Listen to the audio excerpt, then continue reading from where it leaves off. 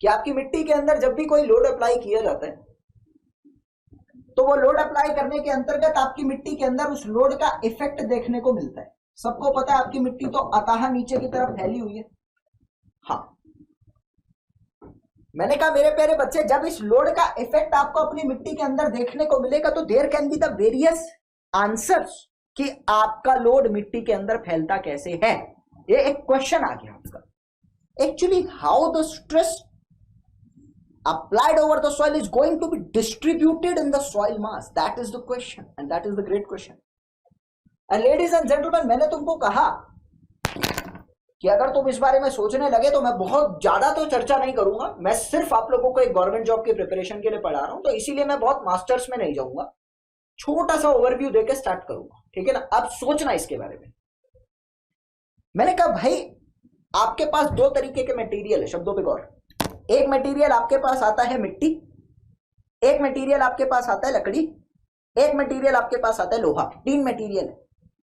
I am saying that when the load is applied over the soil, soil load apply करने के बाद अपने आप को डिफॉर्म करेगी और डिफॉर्म करते ही थोड़े से लोड को अपने ही तरीके से स्ट्रेस डिस्ट्रीब्यूट करेगी, ठीक है। वही अगर मैंने लकड़ी पे लोड लगाया, लकड़ी पे लोड लगाने के बाद मेरे को पता लग रहा है कि लकड़ी ने लोड को झेल तो लिया, लेकिन लकड़ी थोड़ा सा अपने पोर्शन से दबती है। आप अगर कभी भी गौर देते हैं, आप एक स्टूल है, जैसे मेरे नीचे अभी स्टूल है, ये मैंने इस स्टूल पे हाथ रखा और इस पे फोर्स रखा, तो आप ऐसा इमेजिन करेंगे कि वो बीच में से जहां पर आपने हाथ को रखा है वो वहां से थोड़ा सा दब जाता है। मैंने कहा आपने स्टील के ऊपर लोड लगाया, आपने देखा कि स्टील जो है वो अपने आप में दबता भी नहीं है और आपको पूरी रिएक्शन प्रोवाइड करता है। यानी मैंने तुमको कहा कि it depend on the strength of the material कि वो किस तरीके से आपके लोड को झेलता है। मैंने अभी झेलने की बात करी। दूसरी बात में मुझे समझ में आ रहा है कि when the load is applied over the soil, जब सबसे पहले मैंने अपनी मिट्टी पर लोड अप्लाई किया था, तो लोड अप्लाई करते ही मेरे मिट्टी ने अपने आप में एक फेलियर शो कर दिया था, यानी मेरी मिट्टी अपने आप में डिस्प्लेस हो गई थी। और डिस्प्लेस होने का मतलब ही क्या होता है, सबको पता है। लोड हमेशा हमेशा और हमेशा पार्टिकल टू पार्टिकल ट्रांसफर होता है। एक पार्टिकल से दूसरे पार्टिकल की तरफ जाता है, ऐसा होता है। स्टील के पार्टिकल अपने आप में बहुत टाइटली बाउंड है, वुड के थोड़े कम है और सॉइल के और कम है। तो मुझे एक चीज समझ में आ गई है कि पार्टिकल का जब बॉन्डिंग ही बहुत वीक और बहुत स्ट्रॉन्ग की तरफ जा रहा है, तो मेरे पार्टिकल टू पार्टिकल जो ट्रांसफर होगा वो भी बहुत स्ट्रॉन्ग से बहुत वीक की तरफ जाएगा, यानी उनका पैटर्न चेंज होगा। दूसरी बात मैंने तुम्हें यह कह दी कि अगर मेरा मटेरियल अपने आप में फेल होता है, तो भाई फेल होने तक या फेल होने के बाद या फेल होने पर तीन स्टेज आती है, पहले, बाद में या उस टाइम पर। मेरे लोड का जो डिस्ट्रीब्यूशन है वो बिल्कुल अलग है। मेरे शब्दों पे गौर देना। तुमने कहा तुम्हारी मिट्टी शुरू में बहुत स्टेबल थी, या कोई भी ऐसा मटेरियल जो शुरू में स्टेबल था, तुमने उस मटेरियल पे लोड लगाया, एंड जाहिर तौर पे कॉमन सेंस मेरे को पता है, वी हैव ऑलरेडी नोड कि मेरा लोड मेरी मिट्टी के अंदर कुछ इस तरीके से ट्रांसफर होता है। यानी पार्टिकल टू पार्टिकल हम कहते हैं कि मेरा लोड जो है वो इस तरीके से ट्रांसफर होता है। देयर इज एक्चुअली रीजन ऐसा क्यों होता है। ऐसा भी तो हो सकता है, ऐसा भी तो हो सकता है एक पॉइंट पे ट्रांसफर हो जाए। वाई वी एक्चुअली कंसीडर कि मेरा लोड ऐसे ही ट्रांसफर होता है, जरा सोचकर देखेंगे। मैंने कहा मेरे प्यारे बच्चे, जो आपकी ऊपर की सतह होती है, एग्जांपल देता हूं, जैसे एक राष्ट्रपति है, राष्ट्रपति के बाद हमारा प्रधानमंत्री है, प्रधानमंत्री के बाद हमारे मिनिस्टर, और मिनिस्टर के बाद हमारी जनता है। मैं तुम्हें एक बात कहना चाहता हूं कि जो पहली लेयर की सिक्योरिटी होती है, वो पहली लेयर की सिक्योरिटी सबसे बाहर की तरफ एक्सपोजर अपने आप को रखती है। यानी जनता या फिर आतंकवादी या फिर क्रिमिनल के कांटेक्ट में पहली लेयर की सिक्योरिटी होती है। और जब कोई क्रिमिनल अपनी क्राइम को दिखाता है, तो पहली लेयर की सिक्योरिटी में आतंक हो सकता है, पहली लेयर की सिक्योरिटी में अटैक हो सकता है। लेकिन वो पहली लेयर की सिक्योरिटी में अटैक होने के बाद आप समझ सकते हैं सारी सिक्योरिटी अपने आप को अलर्ट करके और उस प्रेसिडेंट की सेविंग में लग जाती है, उसकी सिक्योरिटी में लग जाती है। उसके बाद क्या होता है, अगर लग रहा हो बहुत ज्यादा हो गए हैं तो पीछे से और फोर्स मंगा ली जाती है। उसके बाद जब बहुत सारी फोर्स आ गई तो यहां तक समझ आ गया, मैंने कहा ठीक ऐसा भी होता है यहाँ। पहली सिक्योरिटी में आप लोगों ने लोड लगाया, यानी you have just attack the first layer of the security and after that you know that बाद के जितने भी फोर्शियंस है, बाद के जितने भी हमारे खड़े हुए बंदे हैं यहाँ पर, सब अलर्ट हो गए and they will come in to play. And when all will come in to play, तो भाई एकता में बल होता है ना, एकता में बल होता है कि नहीं होता। And when all will come in to play, तो जाहिर तौर पे क्राइम को खत्म करने में अपने आप को सक्षम करेंगे। मैंने कहा हाँ, और क्राइम को खत्म करने का मतलब क्या होता है? This is actually history to engineering. मैंने मतलब कॉमन सेंस को इंजीनियरिंग से रिलेट करा, तो मुझे उम्मीद है तुमको समझ आएगा। जब एकता में बल होता है तो क्या होता है? क्राइम खत्म होता है। क्राइम खत्म कैसे होता है भाई? एक बंदा कितना क्राइम कर लेगा? 1 2 5 6 10 20 50 को मार दिया। यहाँ हजारों की संख्या में लोग हैं, कितनों को मारेगा यार? खत्म ना। जब बल इंक्रीज होता है, you can say that load is उतना ही, क्राइम इज उतना ही, लेकिन उसका एरिया बढ़ गया। जब इतनी ज्यादा स्ट्रेंथ आ गई, एरिया आ गया, तो क्राइम कम हो गया। तो तुम कह सकते हो लोड का डिस्ट्रीब्यूशन कैसा जा रहा है? भाई एरिया ज्यादा आ रहा है, एरिया ज्यादा देखने को मिल रहा है और लोड उतना ही है, तो जाहिर तौर पे यहाँ पे स्ट्रेस कम हो जाता है। स्ट्रेस आपको डिक्रीज देखने को मिलता है। यानी ऐसा होता भी है कि शुरू में स्ट्रेस ज्यादा होता है और नीचे कम देखने को मिलता है। इसी कारण से हम कहते हैं स्ट्रेस डिस्ट्रीब्यूशन ऐसा है, ठीक है। लेकिन मैंने तुमको कहा कि भाई आपने इस मिट्टी पर लोड लगाया, और मैंने तुमको कहा कि इस मिट्टी की जगह अगर तुम्हारे पास एक स्टील होती तो क्या होता? अब जाहिर तौर पे जब स्टील होती ना, तो तुम यहां पर ये कहते कि भाई लोड ट्रांसफर तो हो रहा है, लेकिन तुम ऐसा देखोगे कि ये ट्रांसफर होने के साथ साथ इस डिस्ट्रीब्यूशन को फॉलो नहीं कर रहा। ये शुरू में ही ऐसा देखने को मिलता है कि आपकी स्टील के अंदर जो लोड का डिस्ट्रीब्यूशन होता है वो ऐसे कभी भी नहीं होता, कभी नहीं होता। क्यों? अरे तुमको पता है यार, मान लीजिए फर्स्ट लेयर ऑफ सिक्योरिटी ने, पहले थम्स अप करके बताओ ये समझ आ गया ऐसा क्यों होता है? This is a common reason, nothing else. कोई ऐसा पुराणों में लिखा नहीं है कि ऐसे ही होता है। इट हैज बीन एनालाइज्ड, और ऐसा प्रैक्टिकली देखने को भी नहीं मिलता, बट कॉम्प्लेक्स से बचने के लिए मानते हैं, ठीक है। एक बार यस करो, वो समझ आ गया, तो अगले पे आता हूं।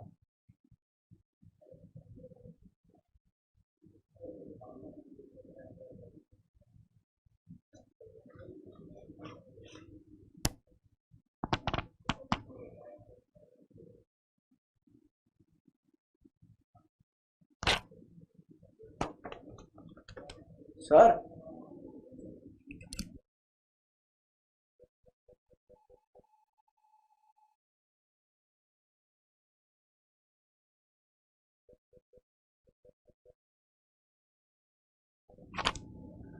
Okay, now ladies and gentleman, steel पे आओ।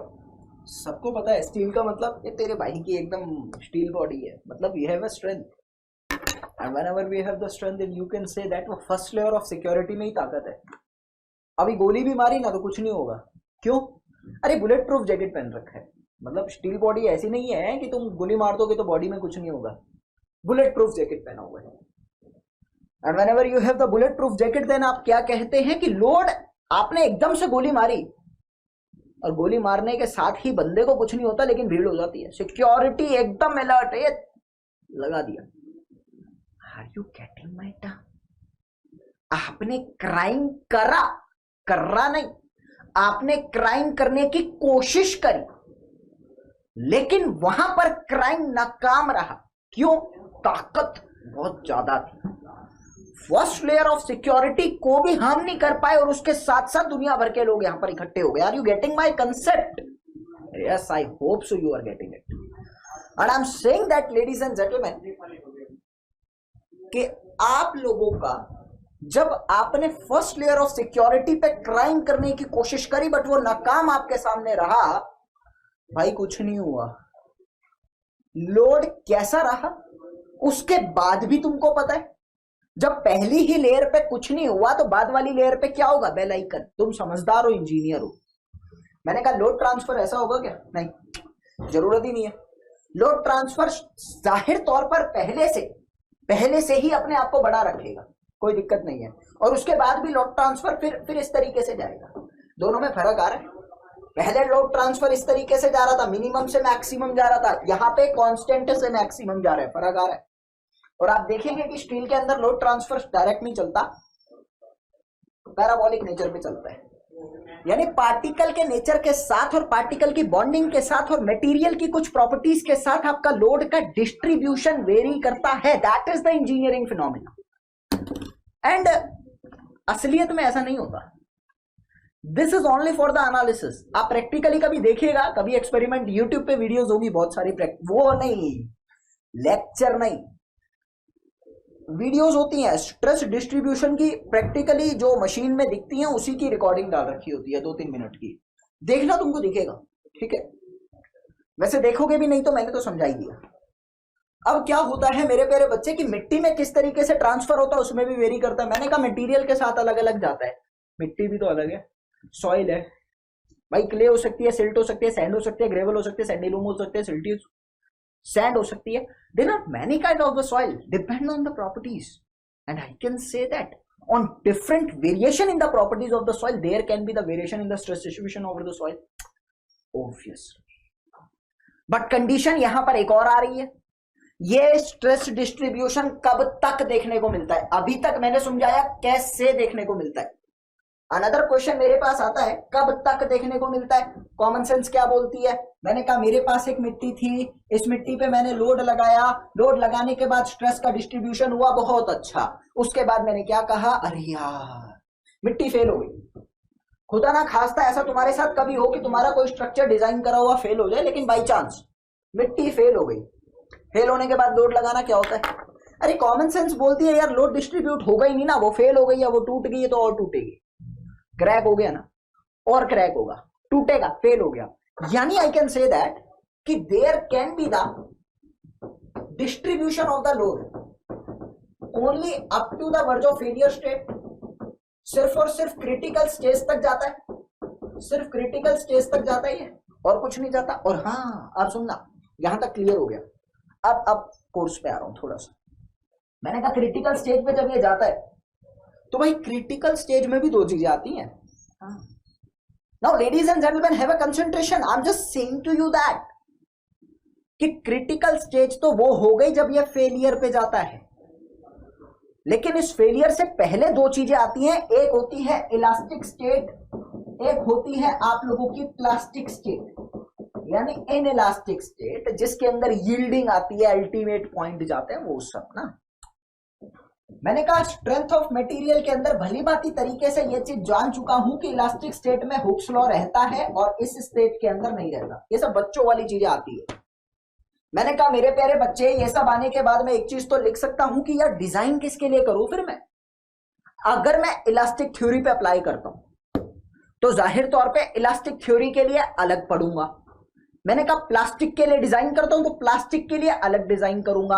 और तुम लोगों ने पूरी इंजीनियरिंग के तहत ये देखा होगा कि अगर किसी भी चीज को डिजाइन करते हो तो या तो इलास्टिक पे करते हो या तो प्लास्टिक पे करते हो, दोनों पे नहीं करते। इफ यू आर डिजाइनिंग भाई तो या तो उसको इलास्टिक पे लेकर चलोगे या प्लास्टिक पे लेकर चलोगे। एक डिजाइनिंग एक बार में होती है, दो कभी नहीं होती। और यहां पे एक ही चीज पे दो कैसे कर सकते हो? ये इंजीनियरिंग ही फेल हो जाएगी तुम्हारी। Are you getting my concept? ये दुनिया की किसी किताब में नहीं लिखा होता, दिस इज एक्सपीरियंस, ठीक है। सिर्फ समझाने के लिए एग्जाम में कभी नहीं आता। एग्जामिनर की इतनी औकात ही नहीं है कि ये सब पूछ ले। क्यों? क्योंकि अगर पता होता तो सरकारी नौकरी में कभी जाता ही नहीं। सरकारी नौकरी में कौन जाता है? जिसको डर होता है, सीखना नहीं होता, ठीक है। अब तुम कहोगे सर यूपीएससी वो नौकरी नहीं होती, वो नौकरी नहीं होती, वो सर्विस होती है। चलो बाय द वे अलग टॉपिक पे आते हैं। मैंने कहा प्लास्टिक और इलास्टिक, ठीक है। अभी तुमको पता लगा मेरे प्यारे बच्चे, इलास्टिक और प्लास्टिक थ्योरी में से क्वेश्चन अराइज हुआ कि सर किसके लिए डिजाइन करूं? भाई कॉमन सेंस बोलती है। मैंने कहा लेडीज एंड जेंटलमैन तुमसे मैं क्वेश्चन पूछता हूं, तुम्हारे पास दोनों चीजें और मुझे उम्मीद है कि तुमको दोनों आता है। तुमको ये भी पता है इलास्टिक क्या होता है, तुमको ये भी पता है प्लास्टिक क्या होता है, पता है ना? मुझे ऐसा तुमसे उम्मीद है। नहीं पता तो प्लीज पता करके आओ, ये सब फिर वो इंटरेस्ट खत्म कर देगा। इलास्टिक का मतलब जो अपनी पोजीशन पे वापस आ जाए, प्लास्टिक का मतलब जो अपनी पोजीशन पे वापस ना आ पाए, ठीक है। अगर तुम फेलियर की बात करते हो तो सबसे पहले इलास्टिक स्टेट में रहता है, फिर प्लास्टिक स्टेट में जाता है, फिर फेलियर पे जाता है। यह तीसरी स्टेट होती है। मैंने कहा तुम्हारे पास सॉइल है and I am saying that कि you need to construct one house और one building over that soil and you need to analyse that soil, how actually you are going to do that. I am just saying that कि at what state you are going to design for your soil, or you will need to analyze that soil in particular state. So which state is that? Elastic, plastic or critical? तो भूल जाओ, दोनों में से कौन सा, जल्दी बताओ. कॉमन सेंस, रीजन तो बाद में डिस्कस कर लेंगे. रीजन के अकॉर्डिंग नहीं, कॉमन सेंस तुम्हारी क्या कहती है कि किसके लिए डिजाइन करोगे सॉइल को, एनालाइज किसके लिए पढ़ोगे, स्ट्रेस डिस्ट्रीब्यूशन किस में देखोगे, जल्दी बताओ.